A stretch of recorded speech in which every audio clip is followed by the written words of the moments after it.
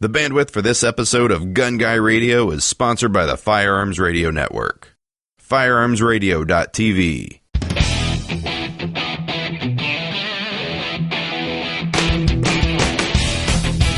Welcome to episode 100 of Gun Guy Radio. This is the podcast that shines a positive light on the firearms lifestyle. I'm your host, Jake Challen, and this is your weekly dose of positive firearms talk without the politics. Brownells helps make this episode of Gun Guy Radio possible. Selection, service, satisfaction. Find it all at Brownells. Go to gunguyradio.com/satisfaction.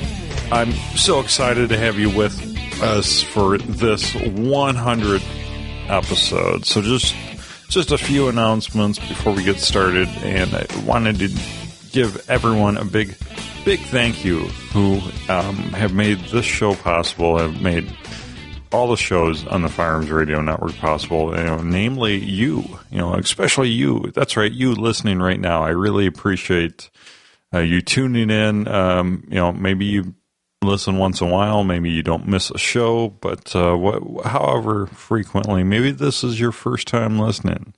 Thank you so much. You make this possible. So thank you, and thanks to all the great people at the Firearms Radio Network that make this happen every week. The guys like Mike and Hank that do stuff behind the scenes, and guys like Adam who writes a press release, and guys like Anthony and others that help out here and there when I'm in a pinch on Gun Guy Radio, and help out on a lot of things on the Firearms Radio Network. And guys like Steve and Reed, who took some time off work to drive down to Bond Arms, down there a couple hours away from them in Texas, to do a factory tour and to record this week's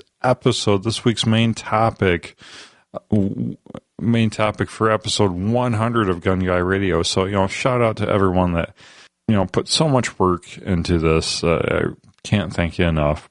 And let's see here. Other announcements. We are gearing up for SHOT Show here at FRN. The Firearms Radio Network team are we're starting to make some more solid plans for the show floor during SHOT Show and everything, and I think a lot of us got our actual broadcast media badges in, so that's cool. And we're laying out a game plan. We're laying out a game plan to do a SHOT Show blitz. We're gonna do a blitz on new products, on booths, on media day at the range. We're gonna possibly have 3 to 4 film crews recording great content, interviews, highlighting new products for you guys, and we're going to try to put this up as quickly as possible. We're going to make kind of a big audacious goal for putting up a lot of videos, more videos than one of the main outdoor media outlets did last year. So very excited to have a big group of us going. We're gonna have a lot of fun bringing you guys all the new products that are going to premiere at SHOT Show. So I can't wait. And we're going to have a dedicated website just for the SHOT Show media coverage, so you can go to one place to find all the SHOT Show media coverage. And we're also going to record probably Gun Guy Radio, This Week in Guns, AR-15 podcast. All those are going to be recorded on location in Vegas during the week of SHOT Show. So those will have SHOT Show specific content to them as well. So I can't wait to share more with you. Hopefully next week I'll have that website put together so that you can bookmark it and be all ready to check it out.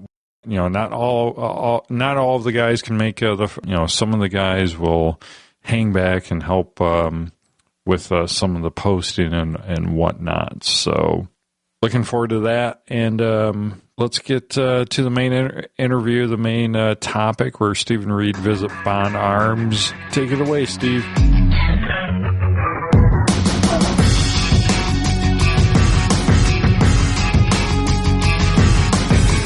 All right, so we're here with Gordon Bond, the president of Bond Arms. How are you doing today, Gordon? Doing great. Glad you guys came by. Good. Well, we're out here in semi-rural Granbury, Texas, just southwest of the Dallas-Fort Worth Metroplex, visiting your facility. We just got done taking a tour of it. Tell us a little bit about Bond Arms and how you got your start and where you're at today. Okay. Hi, everybody. How you doing? Basically, Bond Arms started about 20 years ago. My brother, Greg Bond, he engineered and designed this particular gun, which was really taking the old Remington, I guess it was designed back in the 1870s, and taking basically a dangerous, cheap, throwaway gun and beefing it up. It's really a derringer on steroids. Solid stainless steel. I think you guys, after you had a chance to look at everything, y'all were like, wow. Yes, absolutely. It's definitely solid. Everything being solid stainless steel, and a couple of the key features that my brother designed into the gun. The first thing was the rebounding and locking hammer, because a lot of guns like this, one of the reasons why they were so dangerous is because the hammer would lay right on the firing pins, and if you dropped it with live rounds in the gun, it could go off, and somebody could get hurt, and not a good situation. So it took him a while to figure it out, but he designed in a rebounding and locking hammer, and so basically, instead of you having to put the gun into a half-cocked position to keep the hammer off the firing pins, it automatically jumps back and locks in a half-cocked position every single time. And the only way, like with the gun there in your hand, the only way you can get that hammer to go forward is if you pull the trigger. Otherwise, you can't get it to go forward. And so, really great safety feature. And we get calls all the time.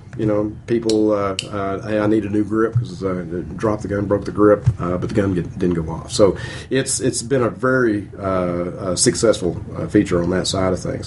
One of the other patents and interesting things that he did on the design is he was the first person to ever put a trigger guard on a derringer like this, and so other companies are starting to do that now, but we were the first ones. The other cool thing that he did on the release of the barrel, the old Remington design, the release on the barrel was over on the right-hand side, so it ended up being a two-handed operation. So you basically had to put the gun in your left hand and swing the lever to open the barrel to release it, open it, load it, close it, and then flip that lever back again. And so what he wanted to do is make it more user-friendly, and so he made it to where in your right hand you can actually cock the gun, you can take it off safety, and open and close with our patented locking lever, which instead of flipping it all the way 180 degrees, you just push it down maybe a fourth of an inch, and it releases the barrel, and you can actually slam the barrel down like you just heard there, and it locks like a vault in place. Yeah, I have to say that's a pretty slick feature, and as soon as I saw you do that across the desk here, it's pretty amazing how quickly you think of a derringer and, well, I get 2 shots, I'm not sure about reloading, but you can reload this fast. Oh, yeah. With a little bit of practice, and too bad you guys can't see this, but basically the Cowboy Action Shooters, which I'll just throw this in, they've won the World Championship with our gun 14 years in a row now. One of the reasons why they've won is because of speed and accuracy. And one of the cool things about this is you can shoot the 2 shots. In fact, the world champion last year, he gets 2 shots off in less than a half a second. Wow. And so you can get some shots off pretty quick. You just got to practice. But with your right hand, once you shoot it, you can flip it open, catch the barrel with your thumb, drop the shells, reload with your left hand that's free, close, and you're ready to go again. So with some practice, you can be very efficient with it. Right. So technically, this is like an extractor rather than an ejector. Yes. All that is to help lift up the shells a little bit to get them out. It's not going to pop them out like a shotgun does. The main thing is if the shell sticks a little bit, it gives you that leverage to push it out. Now, a lot of times, if you keep the bores clean, the shells will just slide right out. Depending on what one thing on our guns, doing this for as many years as we have, we're going to be having our in a year and a half will be 20 years. We've shot a lot of ammo, and the foreign ammo, like with a lot of guns, it didn't work very well. They have different specs, and it tends to expand, and it makes that kind of ammo is a little bit harder to get out of the chambers. But we've had really good luck with the Winchester and the Federal and the Remington, and actually all of our guns are spec'd on Winchester ammo. So good. So he came up with these design ideas, kind of the unique design ideas. Especially, I see that the trigger guard itself is removable. So yes. you have the option, which it seems as though a lot of these Bond Arms firearms are pretty. You can mix and match the barrels with the same frame that you have. The gun is totally modular, and we really only have two frames, one with a trigger guard and one without a trigger guard, but the grips and the barrels all interchange. So you can take the smaller model that has the 2.5-inch barrel and put the 4.25-inch barrel on there and change the calibers also. And the other cool thing that he did with the gun was he wanted to make a gun that the average Joe could buy one gun and buy other barrels and interchange it out and have multiple guns because of the different calibers.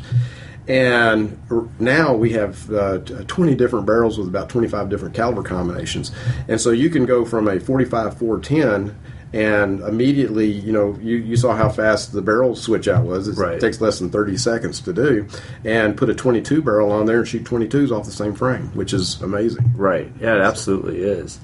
So kind of from the design inception that your brother had, what does the road look like from when he first decided that this was something that he was going to do to where you're at now? He really did the hard work, the engineering, designing this, and the sweating, and getting sued as soon as he got started because somebody claimed that he had stole their ideas, but he hadn't. Like I was telling you earlier in court, they threw it out as a frivolous lawsuit and awarded him $150,000, and then they went bankrupt and didn't pay him. So anyway, it was one of those situations where he started out with zero money. My brother has more grit and determination than just about any person I've ever met. And, without him doing what he did, we'd never be the company that we are today.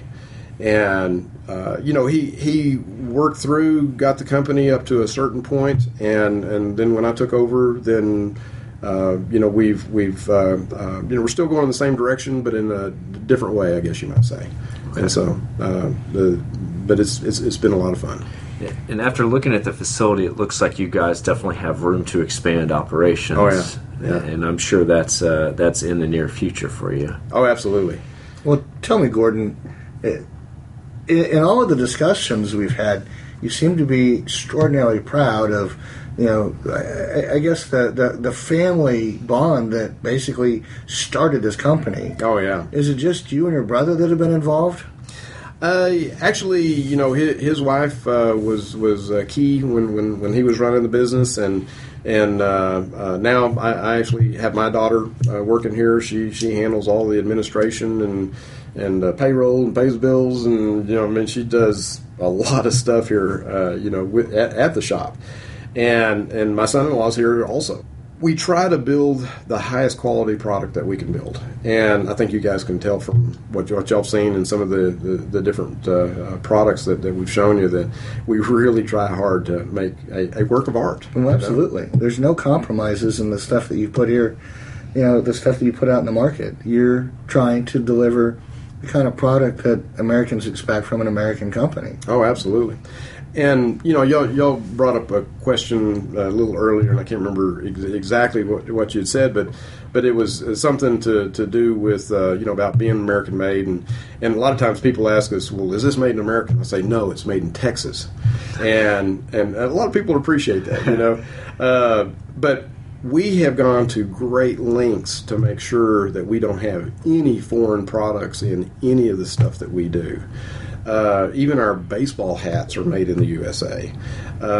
We get approached all the time. Hey, well, you could get it cheaper if but we'd rather pay more and make sure it's U.S. made, and then also have the quality. So, everything from our holsters to virtually, springs and screws. Sometimes it's a little hard to know exactly where those came from, but the manufacturers that we use, they make everything in-house, so that gives us pretty good. But we use U.S. metal. The grips are made in the USA. The holsters are made in the USA. We have Buck USA making our knives. We've really done a strong stand on that side of things. Well, I can certainly tell in the manufacturing process, and looking at these, there's no hard edges. Everything is rounded and soft from the grip panels to the frame and to the barrel itself. There's a true sense of pride that you've obviously instilled in the employees that work on these. What's the biggest thing that you think leads to that as a president of a company like this? How do you instill that sense of pride in your employees? I guess I really can't take too much credit on that. We've got some guys back there that you've met them. They've been here a long time, and these are their babies. These guys won't let anything go out that's not top notch, and. For years I did do the quality control on all the guns. I've actually literally test fired over 40,000 of our guns. Back when I was doing that. Maybe some of that was instilled from them because I was called Mr. Black Pen, because we found anything that was wrong with the gun, we made them go back and it'd get fixed and get fixed and get fixed. But these guys really take a lot of pride in putting out good product. And the thing is when it's going through the process, it goes through 3 solid quality checks before it gets out the door, and each of the guys that we have in those positions are extremely picky, right? And so we don't want to get a gun back, when we send it out, we want it to find a happy home and stay there, and people enjoy it and have fun with it. Okay, well, speaking about the process, from the time you get the blank frames in the door to the time it gets shipped off to a distributor or retailer or customer, what does that process look like? What are the major things that happen here? A lot of the parts, like our frames and barrels, are investment castings, and we do some totally machined barrels also. But a lot of the parts coming in, we're going through, we're inspecting those. We toss the bad ones, and we only pick the best ones out of the group to work with. And then it just goes through a process of being machined and sanded and buffed and assembled and going through the whole process. And so we, each step of the way, the thing is, this is a very simple gun, but if something's off, even the slightest, it won't work. We really check everything out to make sure things are going to be good for the customer. So. Yeah, these things really look, correct me if I'm wrong, Ray, but they're like little art pieces. They are. Each one of them, they are nice. There is no doubting that human hands have touched these, that human hands that care about what they're doing have assembled them and taken their effort to make sure that what they're going to put in that case at the end of the day is a product that somebody is willing to buy and own and keep for a lifetime. Oh, yeah. Yeah, absolutely. Just to answer your question on that, and we had this customer that I was telling you about that he had to use the gun in a self-defense situation. And he contacted us after the event happened, and his whole thing wasn't not to say anything about that. He wanted me to thank the guys in the back for building a gun that saved his life. Right. And, that's a big deal. And I think you can leave work each day knowing you're doing good things to help, help people. Well, the cool thing about our product, a lot of guns are offensive guns. like semi-automatics, those are basically an offensive type gun. This is truly a defensive gun. And this gun is designed to save your life or to blow up stuff, because it's a lot of fun to blow up stuff with this gun. Would you classify one of your derringers as a holdout pistol? Oh, that's a great question, because we get emails all the time, letters, and the people tell us that they bought this as the backup to their carry gun, and they liked it so much it became their carry gun. And the fans that we have out there is we have such a great fan base. It's unbelievable. I mean, these people they're amazing, and they just love our guns. Well, so you've got a number of accessories here.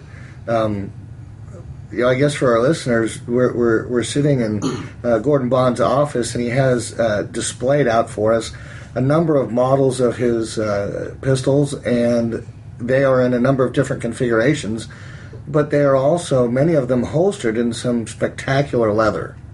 So, I mean, tell us about the holsters that you guys have. Well, we years ago, with the quality of gun that we were making, we looked at we were approached by a lot of different people who made holsters, looked at a lot of holsters, tried a lot of different holsters, and just never really could come up with what we felt was the kind of quality we wanted to have as part of the Bond Arms package. And we ran across this one particular guy that was basically making custom holsters, and it was just made awesome. I mean, we've gotten so many compliments on our holsters. It's amazing. People really like the quality of the leather. But we are his biggest and only customer. But he's up at the Sherman, Oklahoma border, and just makes some great stuff. And the great thing working with a small group like that is if we want a different design or a different idea, I mean, he can fit and mold and custom and fit it. And if you notice, all the holsters are lined. Right, I mean, he does just an awesome job on the quality and protecting the guns. And some of the holsters are a little pricey, but they're expensive holsters. I mean, these are really high quality.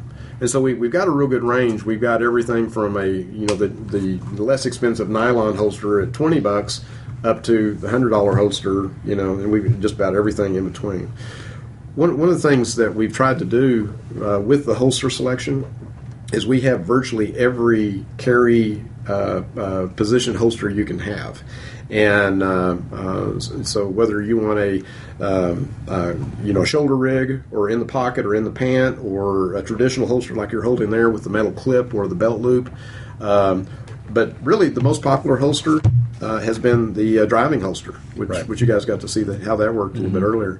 But that's just we've gotten just rave reviews on this, and it's the type of holster that when you put it on, you forget you're wearing it. Right. And because how a lot of the traditional holsters, when you sit down, they ride up on you. Mm-hmm. Well, this one is always in that horizontal position on your belt, and you just forget you got it on. So this is essentially a belt-mounted cross-draw holster that you can easily access with your primary. Well, Stephen, you unholstered the Derringer in that.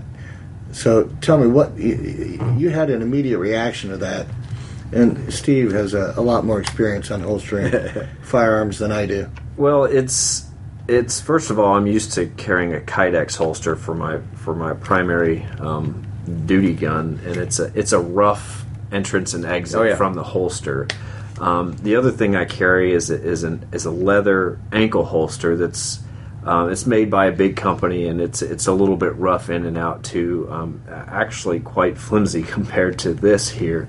This is a heavy duty holster. But it is. It's a heavy duty holster, and the draw is just smooth. I mean, it just goes out smooth. It goes right in smooth. Everything moves into place for reholstering, and it's like butter. Yeah, it really, really is. And I know it was, but it was made for this guy. Absolutely.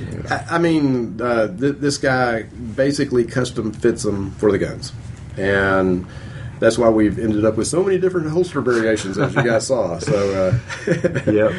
So we've talked a little bit about the holsters. Can you tell us a little bit about the grips? Because there seems to be a multitude of materials, and all of them are equally smooth. I mean, they're just as smooth as the entire frame and barrel too. The grips, we get compliments on all the time. I mean, people, like on our Snake Slayer, which is our most popular model, instead of checkering, we got snakeskin. I mean, people just are floored when they, realize that, wow, that's snakeskin, and the quality of the wood, it's premier. I mean, when you one of the things with a stainless steel gun like this, if you had a black polymer gun, these grips would not look good on. Right. But when you have a shiny, beautiful stainless steel, highly polished gun like this, these grips just accent. As you can tell, and between the black ash and the rosewood, our grip maker just does a phenomenal job. And you got to see some of the custom stuff. For some of the military groups, and that's a company logo there. They're wanting to buy it for their employees, so we're doing a custom logo on the grips for them. That's nice. So it's but like I said, I mean we get compliments all the time on how good it looks. We're going to have to talk to Jake, our producer, and see if he can't get a there you go. That sure would be nice. And the cool thing is that we looked for a long time to get the right knife, and we worked with buck knives to do that. And the panels on the knife is exact matching wood of the rosewood grips of your gun, so when you get the gun and the knife, they're matching. And we had a magazine where it was basically the guy who wrote the article did articles on knife gun packages, and he tracked me down after he wrote the article and told me that this was the best matched combo he had ever seen. And that's just that's the way we try to do things. Like with our Ranger, we got the matching grip for the knife for the black ash, and we got the rosewood for the other models. Well, I got to tell you, rosewood grips are just amazing. Oh yeah, they're beautiful. Color. They're beautiful. Well, so tell me, in the whole product line that we've seen today, there's something special that you have in front of you. Why don't you tell us about what you're getting ready to start selling? Well, for many years, our trademark has been the polished stainless. One of the problems that a lot of people have told us about over the years with that is if you are going to carry this carry conceal, it would be nice to have it a little bit lower sheen or no shine at all. And we've just introduced the backup. Actually, we introduced a polished stainless backup last year. But then, talking with customers, and we try to find out what the customers want, and then we try to design the product for them. So what we did was when we got through designing and coming together with the package, it came out as a two-tone with a black frame with black rubber grip and a matte finish barrel. You guys tell me, what do you think of the look? I mean, it's nice. It's striking. Slick. Yeah. and we've gotten great feedback. In fact, we just went to our first show, and a couple of distributors put in large orders immediately. One of them wanted the exclusive on it, and we said, we can't quite do that. But it's a beautiful little gun. It's got thinner grips than our normal because it is a backup gun. And we did this... over the years, I've gotten many emails from cops, ex-cops, military, ex-military that love our guns and carry our guns as a daily carry gun.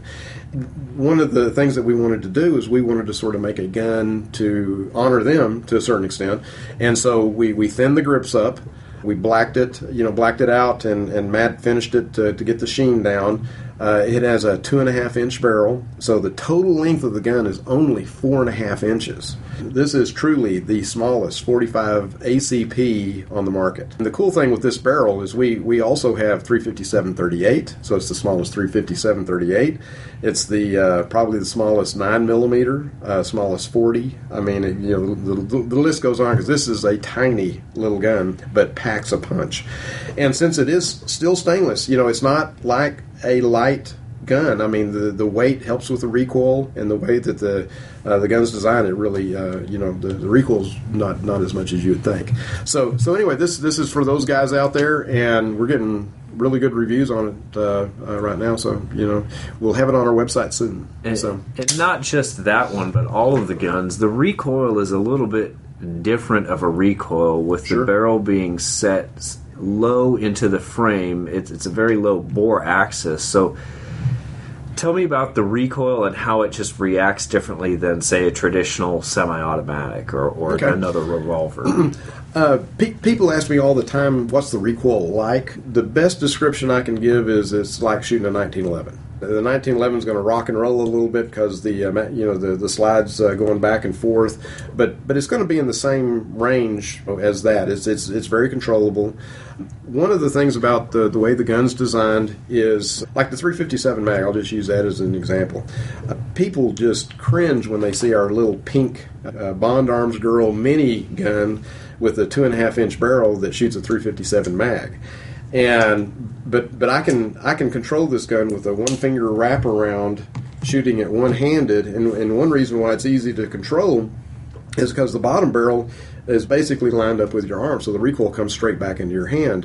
A revolver, the barrel sits very high, and the reason a lot of people have trouble with the ultralights shooting those is because the muzzle flip is what hurts. It's just throwing your hand back so violently. Where this is coming straight back in your hand, top barrel's just a little higher, and so you get just a slight muzzle flip, but very controllable.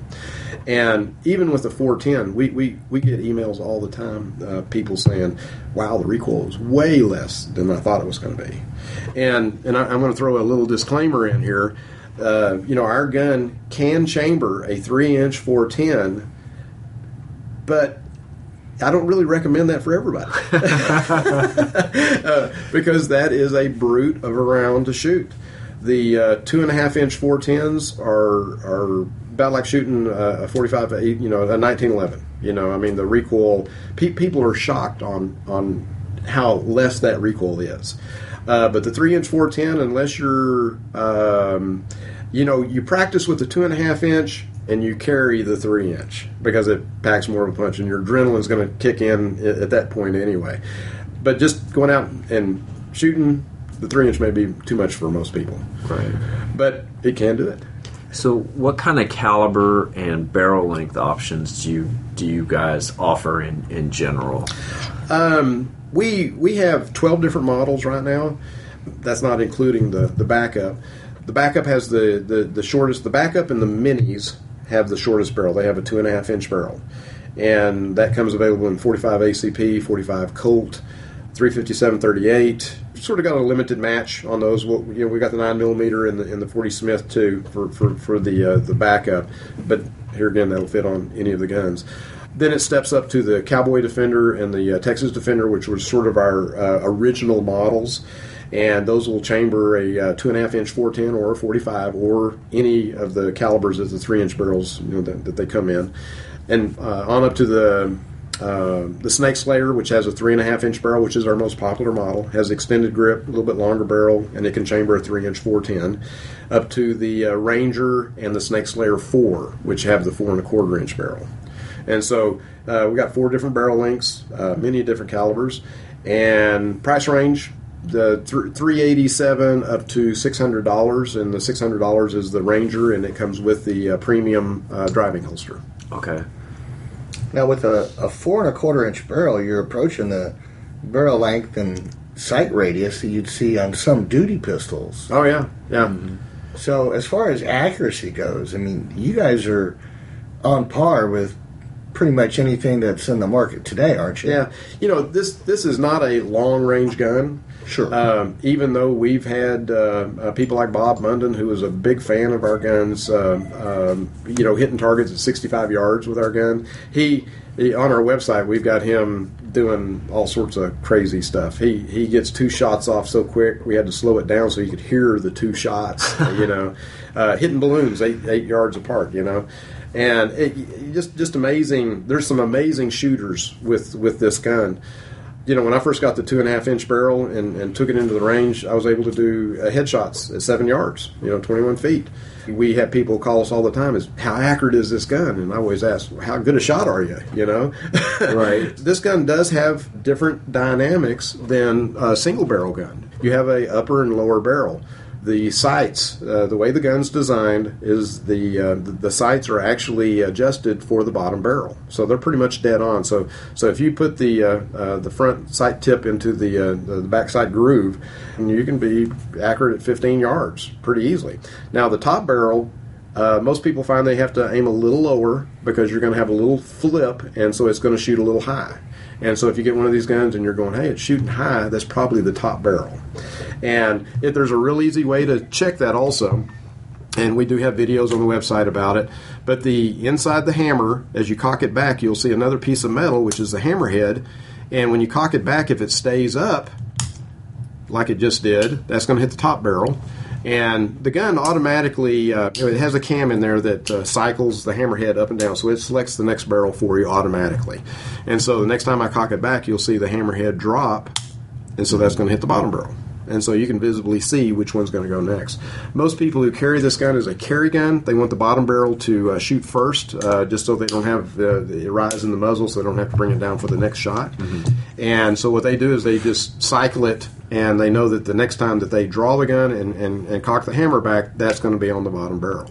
And that's what the cowboy action shooters and most all those people try to do with that. Okay. So the standard expectation would be that when this is in your holster, the hammer is not cocked. It's in a safe position. That's right.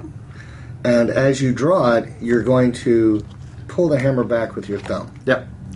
I was telling you guys about the recent incident we had where a guy, he protected his life with that. And he had practiced that where he had the cross-draw holster. Guy stuck him up with a 1911, cocked the hammer back. Give me the wallet. This is in front of his bank, and he had practiced that very situation. So as he was actually acting like he was reaching for his wallet, he grabbed the gun, and as he drew, he cocked back the hammer. So as soon as he had his arm fully extended, he could let it go, and it took care of the issue.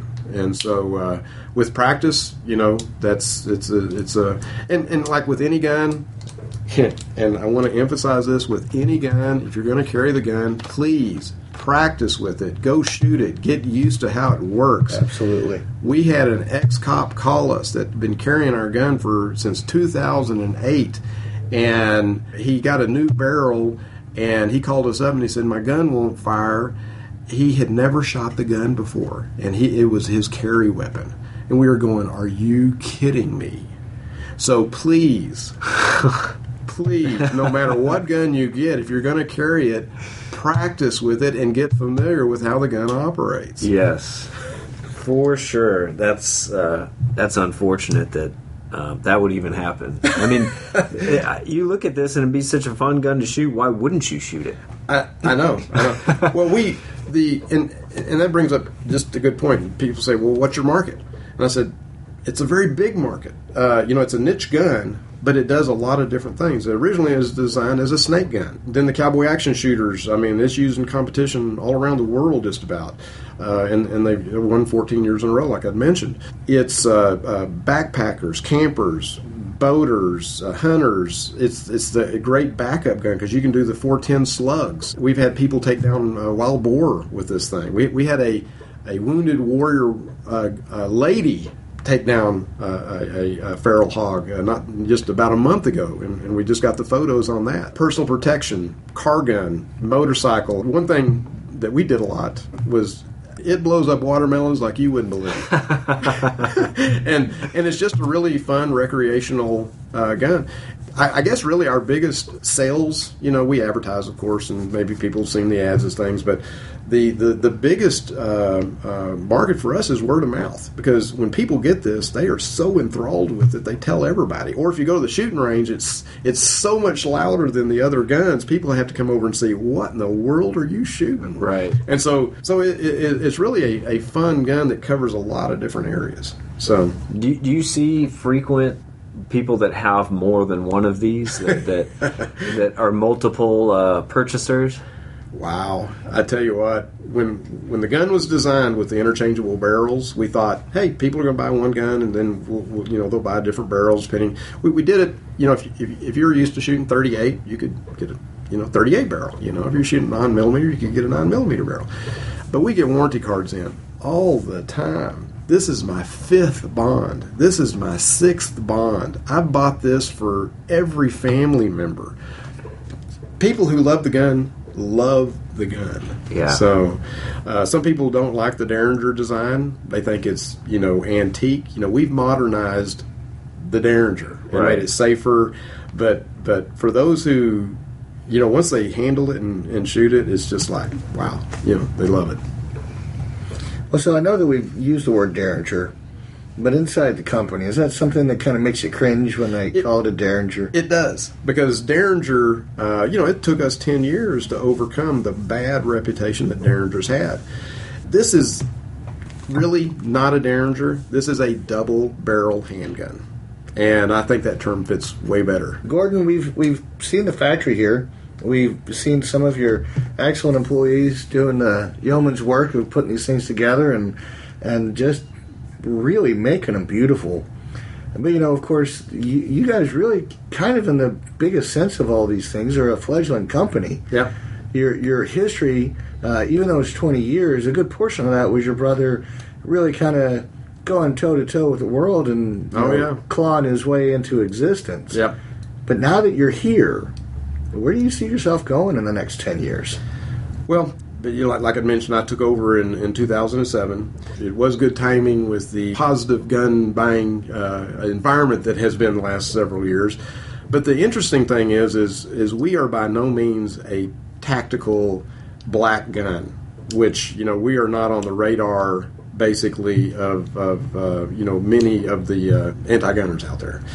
The thing is we are so backordered. I mean, people are becoming aware of us, and we've done we've worked real hard to get our name out there, but we're still virtually unknown. I mean, we're a small company as you've seen. We have a nice facility here. We got a good group of guys that work here that make a great product.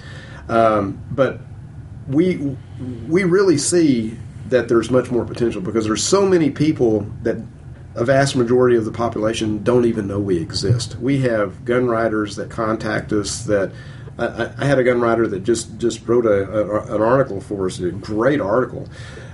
He was researching online about another sort of similar type gun that's was advertised a lot and not getting such good reviews these days. But anyway, he was doing research on that and kept on running across Bond Arms, and he's going, "Who's Bond Arms?" And this is a gun writer that writes for a big major gun group, and he had never heard of us before. He went to our website, read the articles, and went out and bought one of our guns because he was like, wow, I got to have one of these things. And this will be a perfect time to actually mention this. We strive to have the best customer service we possibly can. And that's really the heartbeat of a lot of companies. Some of them don't have very good customer service. Well, this gun writer called us up, ordered some products. Something happened with one of the products that we had sent. He called, talked to our customer service, and the next day he had the replacement product, and he hadn't even sent the other one back. He was floored. He was going like, wow. He could not believe. When he came here, that was the first thing he said was, not only did he buy the gun himself, and the gun magazine didn't buy it for him because he wanted it after he read about it, but he said, man, y'all's customer service was just phenomenal. And he immediately wanted to go back and thank the guys that were back in that area. And so we strive really hard. And if you go on the blogs, you'll see that. We hear it all the time, such and such company ought to learn from Bond Arms about customer service, because we really try to bend over backwards for our customers and take care of them. We sort of believe in the bales of hay by the side of the road with a box that you put your money in, Yeah. And in this market and dealing with these people that are gun lovers, love Second Amendment and love the USA and everything else, they're some of the most trustworthy people. We get burned every once in a while, but I mean, it is amazing, that how little that happens. Right. And we do that all the time, sending out product And people, they always return it. Except for a few, but there's always those. So you can't have 100% on everything. Right. Well, so tell me what the lines are going to look like here in the next couple of years. We've been talking about some of your production and how, of course, everybody has to deal with the ebb and flow of being dependent on subcontractors and vendors who supply certain things, but. You spoke about some pretty remarkable numbers in future sales, and so where do you see the company growing as a segment of the population that, like you said, you're still kind of breaking into? Yeah, we're still a small company. The thing that we've seen and we know that a lot of people listening to this show right now, this may be the first time they've ever even heard of us. With the number of guns that we're building now, and with the number of guns that we have back ordered, and the huge number of people that have never even heard of us, we know we have a long ways to go. And some of the numbers that we had talked about on growth, I think, are really very realistic numbers. I don't think even in my wildest imaginations that we'd ever do anything like what Ruger or Smith & Wesson does. That's just mind-boggling. I think Ruger's going to hit 2 million guns this next year. And they got a 2 million gun back order. Heck of a position to be in. Oh, yeah. Our year's back order is like minuscule, compared to those guys. And so this is a strong niche type product. And we really try to take care of the customers and come up with new ideas. And we've got 6 different other models that will be in the works once we sort of get caught up with our current products. We think the backup is going to be probably a runaway bestseller. Right. The comments just going to the last show that we went, there was 5 different magazine groups that wanted to do articles about the gun. So they're really enthralled with it. I mean, it's going to be pretty exciting. And we're working on some of the different parts issues of like a lot of manufacturers right now. They've had trouble getting parts. The AR people had problems getting certain parts for their guns. It's very interesting times. Very interesting times. With the popularity and the carry conceal side of this thing, and this is a double barrel shotgun that you can carry in your pocket, and double barrel shotguns have protected homes for over 100 years, and so this is one that you can put in your pocket and protect your person. And so what a perfect carry conceal gun. Right. So I think we've got a long ways to go with what we're doing. One of the models that we'll be introducing, hopefully within the next year, probably 1.5 to 2 years, is a smaller framed, better concealed gun. It won't be 410, of course, because it's just you can't do the bigger calibers in the smaller frame like that. It will be a very easily concealed, powerful handgun that I think will do real well, and because people have begged us to make it a smaller version, and so we're working that way. So well, as it stands, it's still a remarkable product line. Mm-hmm. Absolutely amazing quality, and I don't think there's anything in the line that's ugly. No, except for me. It seems to me that you guys are really kind of living the American dream here. I hope so. We work our butts off here. When I was getting ready to take over the business from my brother back in 2007, his comment to me was, this is like the biggest battle that you'll ever... most businesses, it's, you cruise along and you're doing... But this is a constant, in motion. Things are changing. It's a very interesting business, and I love it. That's where my brother was not so much. He didn't really like to run a business. That's what I enjoy. I have big visions for Bond Arms. I think we have tremendous long-term potential with different models. We have people after us all the time that with our quality to make other types of guns, like a semi-automatic one of these days. So that may be in our future too. Just depends on how things go. So we're excited about it. And the great thing about this business There's a lot of companies that most of the times they cringe when the phone rings because it's somebody complaining about something. We have people call us up on a daily basis. They're not ordering anything. They're not asking any questions. They're just thanking us for building a gun like this. And that's awesome. Yeah, it's got to be rewarding. Oh, yeah. Yeah, absolutely. Well, and I guess, Steve, you asked about how do you instill pride in your customers. I think it's you make a quality product and you let them know, or not your customers, your employees. You build a great product and you let your employees know that that's what the customers think about them. Oh, yeah. And we try to convey that to the guys, that here when we get a really cool testimonial letter of somebody just going on and on of the quality and everything else, we let them read it because, hey, this is something you guys built. And they it makes you feel good, like, wow, and I tell you what, there really aren't that many gun manufacturers in the U.S. I mean, there's a good group, but you think about it, we're probably one of 3 or 4 sizable gun manufacturers in Texas. Right. It seems like Texas would have more gun manufacturers here, but I mean, there's only you've got the group that makes the Mossbergs. You've got Colt, who just moved here. The Colt competition for the ARs. You got STI, and you got us.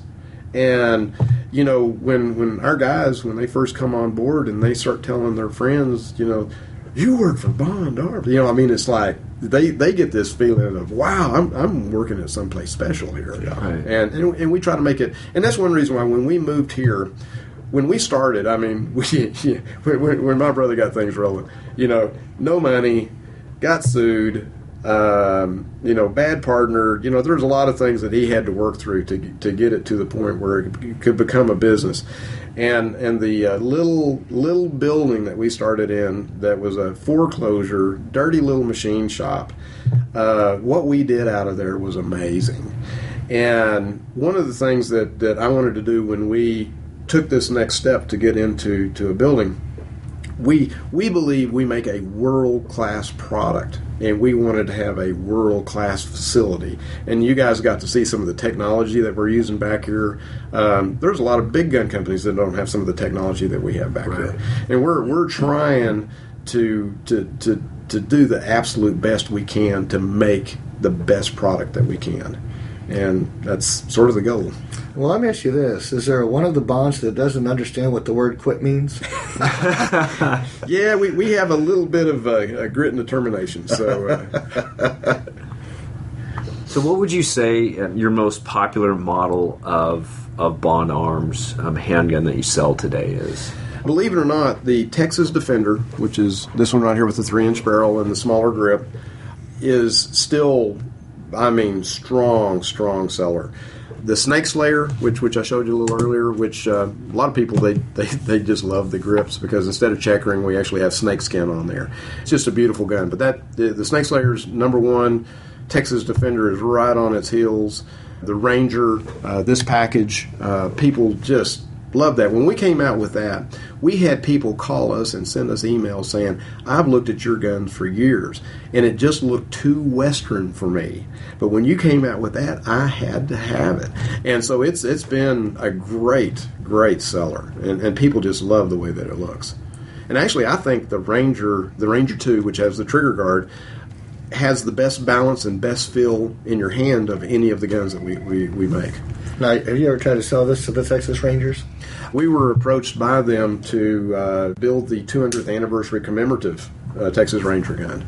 It's one of those things where it's really a nice package. I mean, we have a nice wood box glass, all etched, showing the 200th anniversary, gold inlay.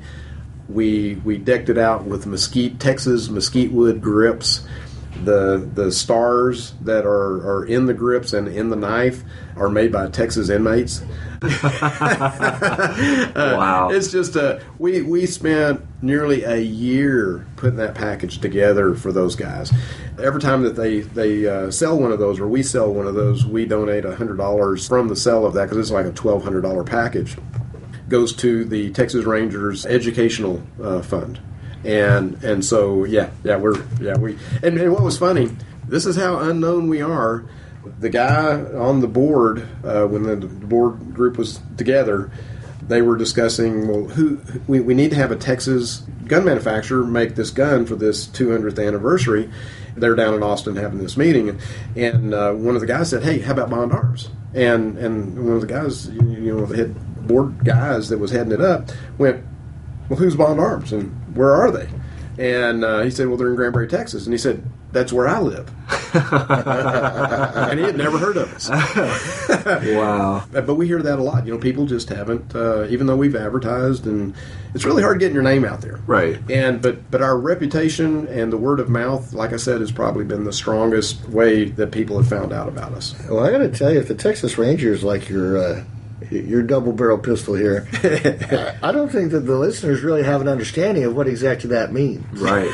I mean, the Texas Rangers on getting a telegraph about a riot in some city sent a Texas Ranger. When the townsfolk asked if there were going to be more of them, they said, "Well, they only said there was a riot, so they sent me." Yeah, I'll tell you what, they have such a great history. It's just amazing. Definitely. Absolutely. So what do you think helps potential buyers? First of all, where can listeners go to check out one of these in person? Are there any major retailers or which major retailers can they go to? And then what do you think helps them make the decision? What goes into that decision-making process of purchasing Bond Arms over any other competitors out there? Right now, if you find a gun, buy it, because it won't be there long. I mean, the guns get sucked out of the marketplace so fast right now. On our website, bondarms.com, we have a find a dealer locator, and so you can punch in your zip code, and it'll show all the different ones that could have them or could order them for you. Some of the dealers will have them in stock. Some it takes a while for them to get them, because I mean we'll send guns to distributors large quantities, and they're gone the next day. So. Right. And that's one reason why we're trying to increase productivity. Sure. Now, in that dealer network, pretty much all the way across the country, our guns are not available or legal in California or Massachusetts because of the 410. They consider that a sawed-off shotgun. But major retailers, Cabela's, Academy, and Gander Mountain sell a lot of guns for us. Okay. If you have a local dealer, go to those guys. We try to support the small guy, but the big ones have it too. And we're hearing that our guns are showing up at Bass Pro Shops now too. Okay. So even though we don't have a corporate connection with them, the stores are getting them. So Gotcha. When people see our gun, first off, it catches their attention, because in a sea of plastic or polymer guns out there, this stands out like a sore thumb. I mean, it's a beautiful piece, polished stainless, the rosewood or the black ash grips. Once they put it in their hand, it's just like one thing I love doing at the shows is when people walk by, we flip the barrel open, we slam it shut, and ask them, "Hey, have you ever seen that before?" And they go, "No." And you hand them the gun. The jaw dropping that you see at that point when they get it in their hand is like so cool, because it's just like, wow. I mean, they know that they've got something substantial in their hand here. Right. The thing that a lot of people have told us is that this gun has so much cool factor that they had to have one. And it's just like, we make them every day. We're around them every day. So it's not as cool to us. But when people see it for the first time, it's just like, wow, this is an awesome gun. Right. Well, and I don't know how many of the listeners really have a familiarity at this point with what we're talking about, but when you see a revolver, you see it, and it's an inelegant solution to the issue it's solving. When you see a semi-automatic, it's much more elegant, but it's also a lot more intimidating. But this has a form and a function that I think really it's approachable. And it's simplicity. Yes, it's absolutely. a simple design that works. There's no slides to rack. No manual of arms that you have to master in order to do a reload. Right. Eject a misspent shell. Anything. Right. Our biggest thing is the trigger pull, instead of going straight back, goes down and back. And that's the biggest thing for somebody that's used to straight pullbacks. They got to get used to that, but once they get used to that, it's a piece of cake. Well, I do have one small piece of criticism for you, Gordon. You may not want to hear this, but you're not doing yourself any favors by releasing that backup, because that is going to, I think that just looking at that and handling it, that's going to send you guys into overdrive as far as demand. I mean, that is one... These are all beautiful. The cool polished guns, stainless, but that, I mean, that sets itself out amongst guns that already set themselves out. And that's the feedback we're getting too. The thing that we know is that yes, this will cannibalize some sales from some of our other guns, but most of the guys who already have a Bond Arms, this will be their next purchase, because they will think it's so cool they've got to have another. And like I mentioned earlier, you know, I just can't. For most guns, when you buy a gun, you know, a semi-automatic or whatever, that's the only one of that style or that brand that you're going to buy. But we have people who have 5, 6, 7 of our guns. We have some people that have every model we make, all 12 different. You know, I mean, it's just like they wouldn't do that if they didn't love it, you know. And so we know that this will just be an addition to a lot of these other people that already have it. But then a lot of people, they'll get this, and they'll like it so much, they'll have to have the Snake Slayer. Right. You know, so it's just really funny how, you know, once they start playing with our gun, we have people that tell us that they sit in front of their TVs and just fondle this and play with the mechanisms because it's just so cool. Yeah. I mean... What have we been doing this whole interview? I've been playing with the guns. So, but they're just they're so unusual, and they're so simple, but they're so cool. People just really like them. Yeah. I mean, it's just amazing. Do you find a lot of first-time shooters end up purchasing these? We really do, and there's a couple of reasons for that, and we hear it all the time. We'll get emails or warranty cards. This is my first handgun I've ever bought. And then they go on about, oh man, it's so cool, you know. One of the reasons is, like you had mentioned just a minute ago, semi-automatics intimidate a lot of people. Mm-hmm. How do you know that it's really loaded? A lot of people, men and women, can't rack the slides. Right. They get confused about the magazine. What always gets me is, that's really the safety? On a lot of the semi-automatics, it's like they don't have safeties. They have this little something that they call it a safety, but it's not really a safety. This gun has several different safety features. It's really simple. There is no confusing. Cocking the hammer is the biggest thing that you've got to do. And the thing is if you can't, you know, and just quick tip here, instead of using the pad of your thumb, if you use the joint of your thumb, you can easily cock it one-handed. Most people, they use the two-handed method, where they hold the gun with their right hand and with their left thumb, they cock it. Mm-hmm. You know, a lot of women, what they do is they use the palm of their hand to cock it. So it just depends. This is a real easy to, on your pant leg, cock the gun and be ready to fire. So you can do it as easily one-handed. Now you can hear all the clicking in the background. They're playing with the guns again. We have a tremendous amount of first-time handgun buyers. And the other reason why, you know, not only the simplicity, even trained police officers in a shooting situation, the adrenaline's pumping. Half the time you can't hit your target because you know this is not at the range. You know, you can't sit there, stabilize, take your time. That doesn't happen in real life situations where there's an altercation. This gun is a natural point and shoot, and with the 410, you've got nearly an 80% better chance of hitting the target than you do if you're shooting a single projectile type of weapon. Like I was explaining a little bit earlier, the triple-aught buck at 10 yards will do maybe a 4 to 6 inch pattern or spread. Very, you know, a lot of knockdown power there.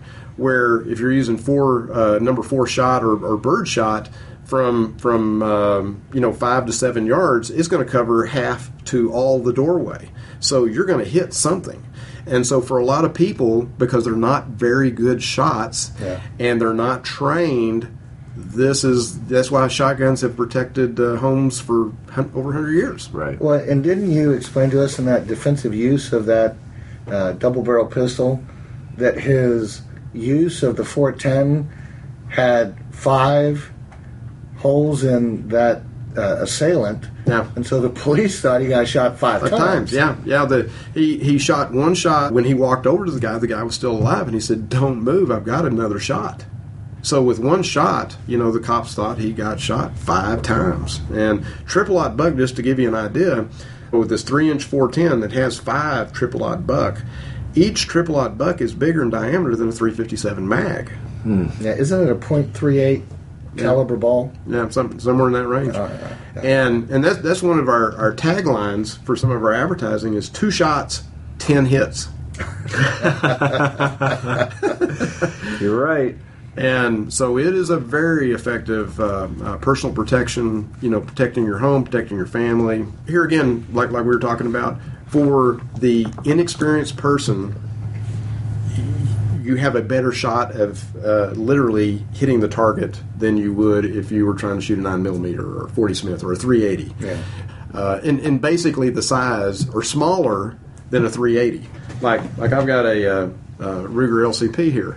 And just to give you an idea of the size difference. Oh, yeah. Mm-hmm. It is marginally smaller. Yep. So, and I don't even have the magazine in there. Right. So it's, it gives you a really good idea of how small this gun is. So, well, let me kind of segue out of that. You've gone a step further in the issue of helping a first-time buyer kind of wade through the rhetoric that they might hear and kind of give them a little bit of guidance. Can you kind of detail that, kind of spell that out for us? What is it that you guys have put together? One thing that we've tried to we do a lot of shooting events. We do a lot of where we'll take first time shooters and walk them through the process of we'll start them with the 22 mag and move them up to 38 and 45 and then if they're comfortable with that, they shoot the 410, which just floors them because when they first hear about it, there's no way, But we walk them up through the steps. Most of them shoot the 410 and just love it. It's like, wow, that was awesome. Along the way, we found out that, we had a lot of first-time handgun buyers because they told us, they were. Then as we researched a little bit more, we started finding out that there are millions of guys out there, probably a whole lot of guys listening right now, and women out there that grew up with guns in their home. But it was a .22 rifle and a shotgun. They didn't really have handguns. What we did was, with people wanting to protect themselves more now, people are concerned about what's going on. I mean, there's a lot of, bad things that could happen in the future, and people are wanting to protect themselves. What we did was we got together with a local gun store here that has a shooting range. One of the guys there, he's a CHL instructor. So we put together a video that we call it How to Buy Your First Handgun 101. Through this video, we ask all the stupid questions that you can think of. That way, you go into a gun store, most people are intimidated. Gun stores, you have a sea of guns, and they all operate differently. It can be quite intimidating for someone who's never been into a gun store or didn't have that brother who showed you or that dad who showed you about guns. Or a really good friend and a lot of people didn't have that opportunity. Right. And so what we do is we take a person through the steps. We show them semi-automatics, we show them revolvers, we show them our type of guns, show them the differences, show them how it operates, 5 top steps of safety when you're handling handguns. We show diagrams showing all the different parts of the guns.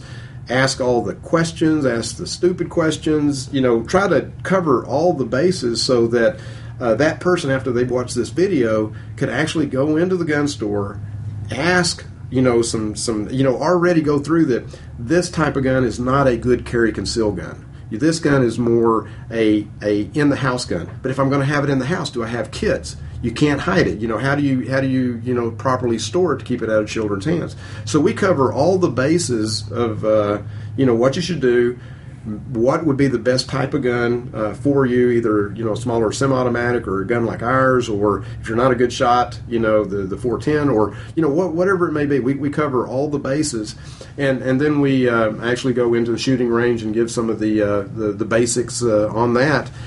And people who've watched it so far, they're coming out of it going, wow, I'm a gun guy, and I even learned some stuff out of that, But it's just really to help them become more familiar, make sure that when they do purchase a gun, it's actually the right gun for them.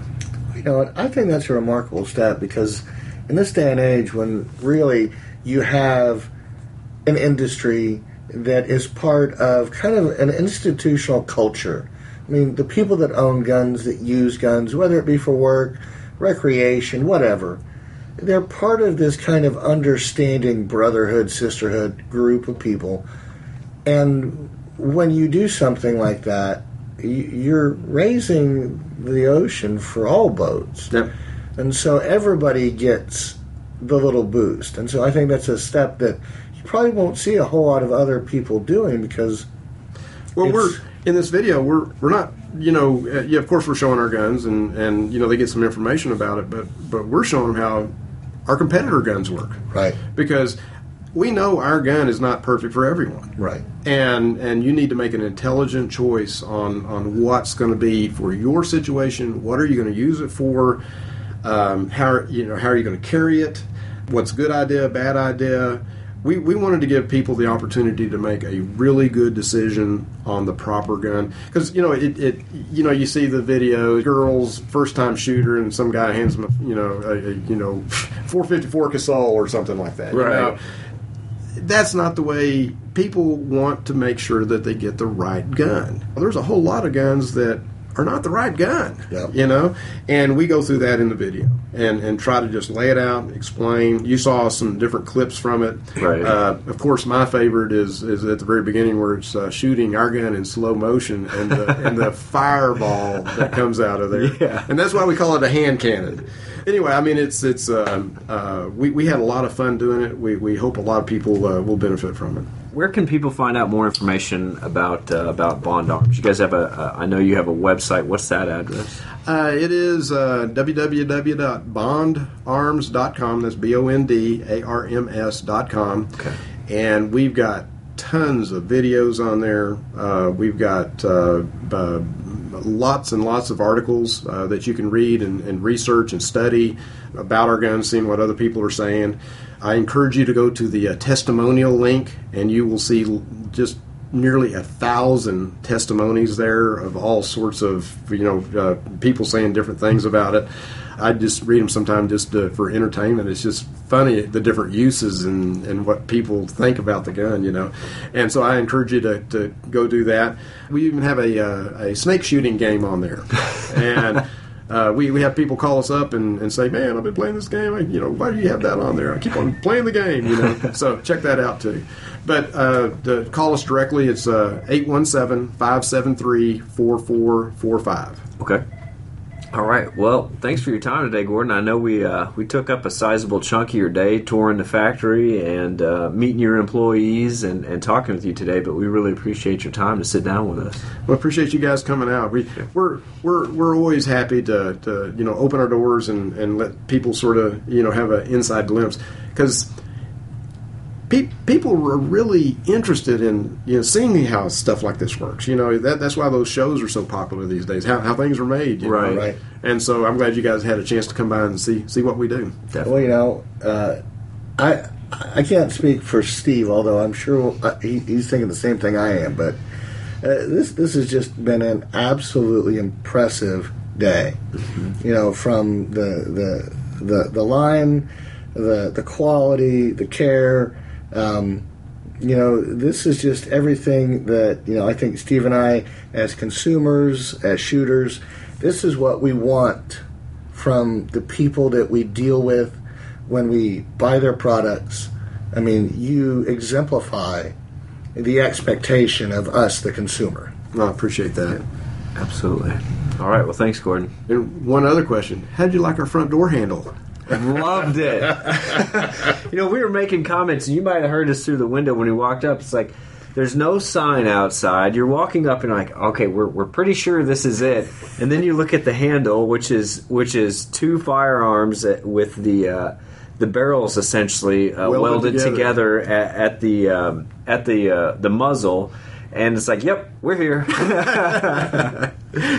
So We when we were getting moved in a little over a year ago now, our guy who was helping us with some of the welding and stuff, he said, "Man, I want to make the door handles out of guns," and he just couldn't quite figure it out. I said, "Well, let's use real guns," and so we did. Yep, that's quite impressive, and it definitely let us know we were in the right spot. Yeah, no comfort there. We weren't going to get no question at that point. Yeah. All right. Well, thanks, Gordon. We appreciate your time. All right. Thanks, guys. Ballroom jeans, fire hose work pants, and long-tail tees are 3 favorites among the men of Gun Guy Radio. Duluth Trading Company has perfected the art of clothing the manly man. If you want manly comfort that's trusted by these gun guys, go to gunguyradio.com/Duluth and check out the other manly essentials Duluth Trading Company offers gun guys like us.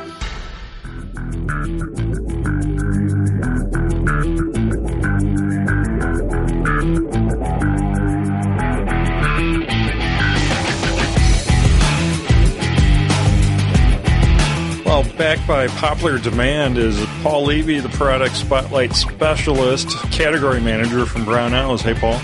Hey, Jake. How's it going? It's going great. Love doing these Product Spotlights. We're getting more and more viewers on YouTube and everywhere else, so I think we're bringing people some good information. At least I'd like to. Good to hear. Good to hear. I hope so, too. Well, this week we have a pretty innovative product, the MGW Sight Mover. Yep. MGW's been making sight movers for quite a while. That's what they're really best known for. But they've always been proprietary to a specific gun. They do one gun, and they move the sights on that one gun very well. They're robust. They don't flex. They're just good sight movers. And they actually just came out with a universal sight mover, the Sight Pro. And it's pretty impressive. And I actually used it yesterday. And it looks intimidating. It's intended for gunsmiths and armorers, so you can see it there. It looks intimidating when you just see this contraption, but it's very effective. Yeah, it's way bigger than I pictured it being. Oh, yeah. It's just built like a tank.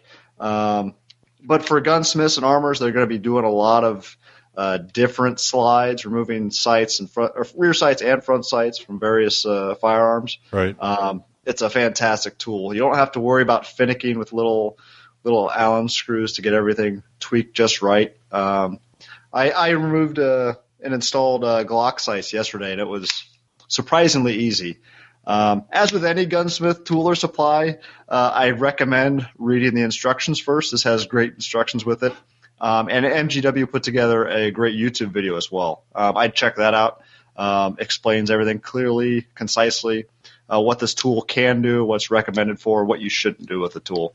But of course, the great thing about this tool is that it's universal. Like I said, MGW in the past made gun-specific sight movers.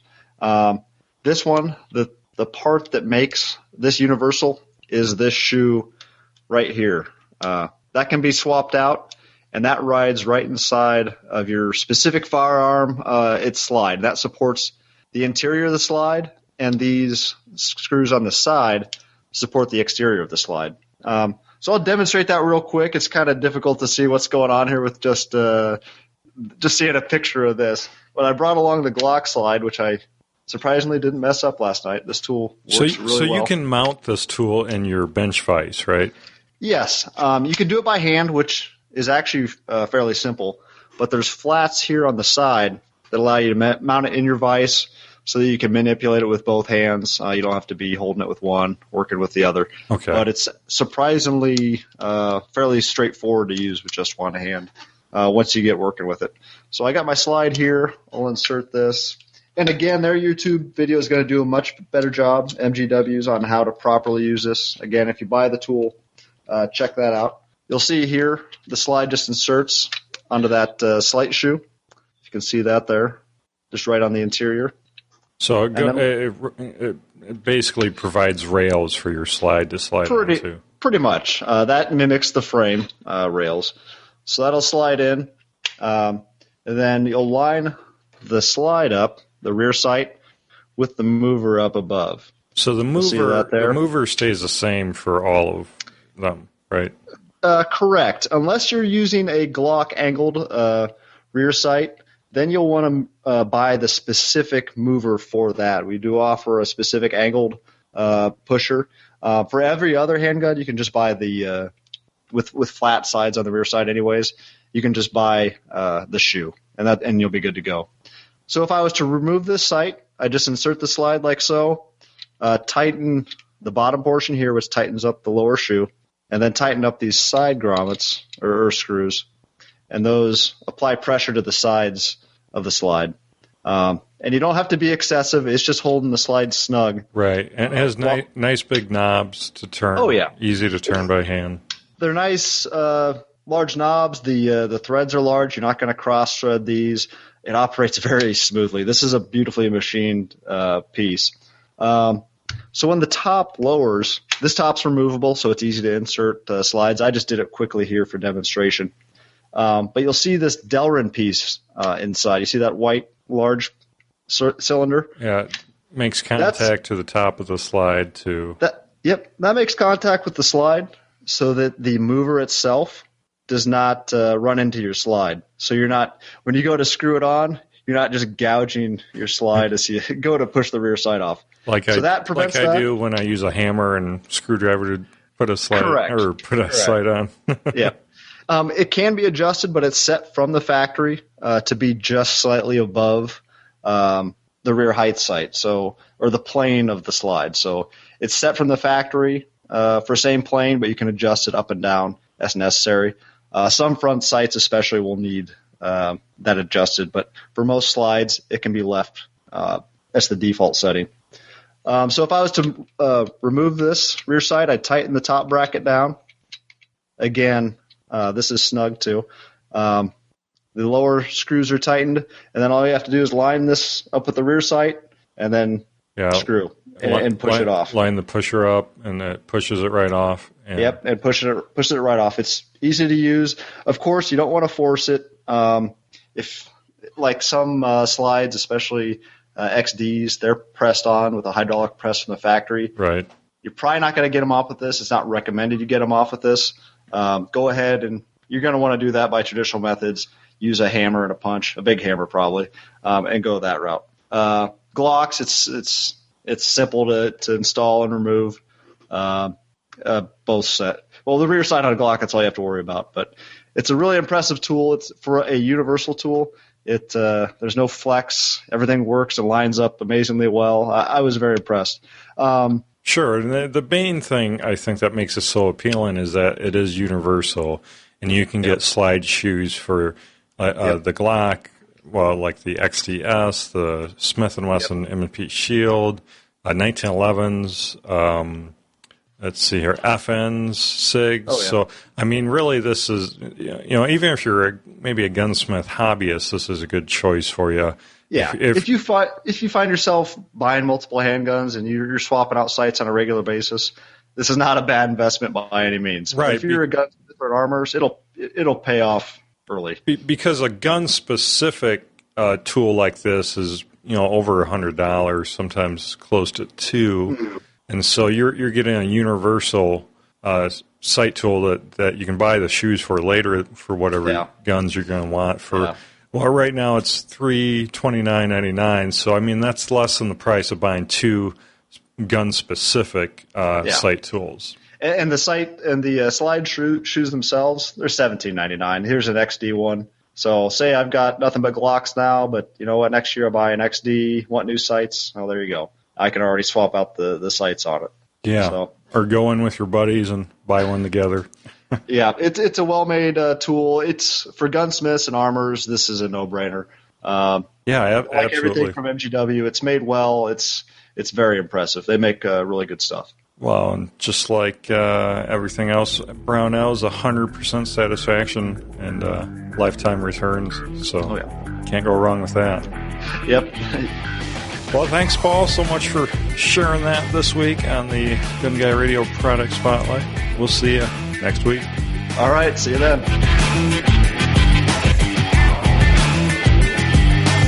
All right, well, thanks again, Paul, for helping out on the Product Spotlight. And I have an in the show notes a direct link to the MGW Pro site tool. If you'd like to pick that up as an affiliate link, it would help the show out a little bit. And so the Brown Owls giveaway, we're doing this once a month now. And this month, we're giving away 5. That's right. We're giving away 5 of the Brown Owls branded BVL 280 flashlights. So it's a 280 lumen tactical flashlight, all aircraft aluminum, 100%, satisfaction guaranteed, lifetime warranty, made in the U.S. So you can enter by subscribing to our email newsletter. You can subscribe by simply going to gunguyradio.com/winner. And the next round of entries are due by the 22nd. So if you've already subscribed to the newsletter, you're good. You're all set. You don't have to worry about doing it again. And, let your friends know if they haven't subscribed yet to sign up. gunguyradio.com/winner. And next giveaway will be the 26th, and I'm drawing 5 lucky winners for the Brown Owls BVL 280 flashlight with a retail value of $89.99 each. Gun Guy Radio is brought to you in part by Duluth Trading Company, where you can find free swinging flannel shirts, Shoreman's fleece jackets, wild boar footwear, and buck naked boxers. For clothes that are plain built better, go to gunguyradio.com/Duluth. And don't forget to tell them you listen to Gun Guy Radio. Gun Guy Radio says thank you and proudly displays artwork and graphics designed by Ryan Cross of Hunter of Design. hunterofdesign.com. Well, that about wraps it up for this week. And you can send feedback to Jake at gunguyradio.com. Don't forget to use our Brown Owls affiliate link by going to gunguyradio.com/satisfaction. And please leave us an iTunes review at gunguyradio.com/iTunes.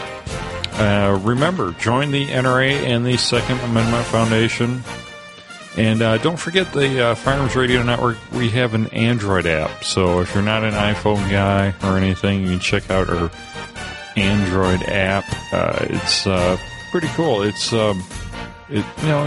We're still improving it as we go, but it's a pretty decent app, I think. And I've used it on my Kindle a few times. But if you have suggestions for it, just shoot me an email at jake@firearmsradio.tv, and we'll take note of any suggestions.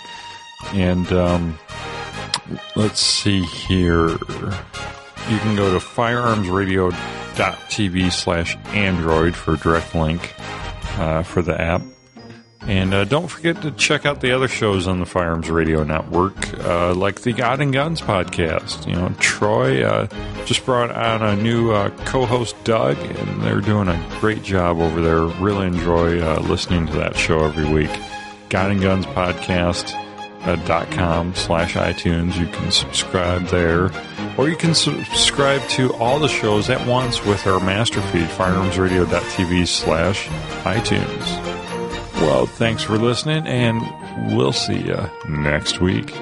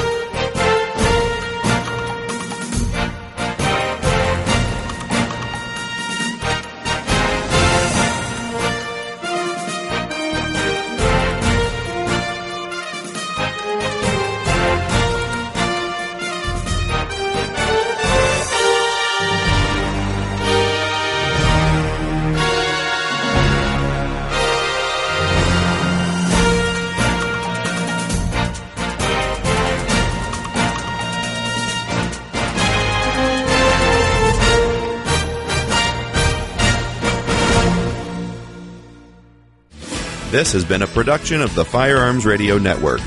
You can find more information at firearmsradio.tv.